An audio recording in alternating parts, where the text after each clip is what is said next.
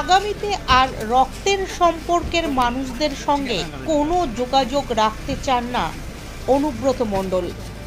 শুক্রবার এমনই বিস্ফোরক মন্তব্য করলেন তিনি। বীরভূম জেলা তৃণমূলের সভাপতি অনুব্রত মণ্ডল শুক্রবার তার গ্রামের বাড়ি নানুরের হাটসেরান্দিতে দুর্গাপুজোর প্রস্তুতি পরিদর্শন করলেন। এদিন তার সঙ্গে ছিলেন তার মেয়ে সুকন্যা মণ্ডল। এদিন তিনি বোলপুরে তার বাড়ি থেকে বেরিয়ে সরাসরি গ্রামের বাড়িতে আসেন। প্রথমেই মন্দিরে গিয়ে মাকে প্রণাম করেন তিনি। তারপরে পরিবারের সদস্যদের সঙ্গে দেখা করেন।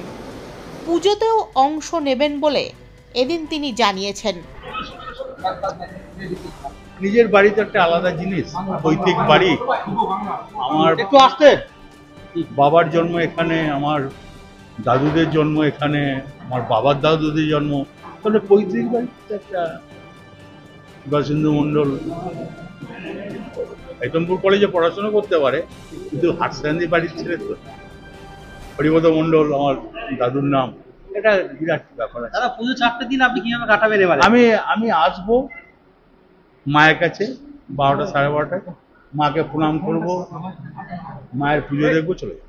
দাদা, খাওয়া দাওয়া এবারে একটু অনেকে জানতে যে দাদা কেমন? না, আমি খাওয়ানো দাওয়ানো এবারে আমার খাওয়াতে বেশি ভালোবাসেন, কিন্তু আমার আর্থিক কন্ডিশন সেরকম না।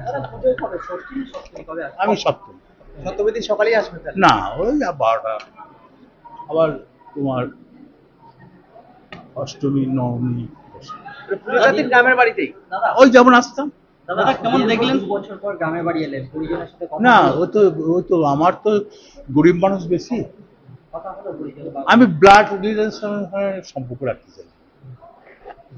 ঠিক আছে, আস্তে দাদা, আস্তে আস্তে দাদা, আস্তে আস্তে।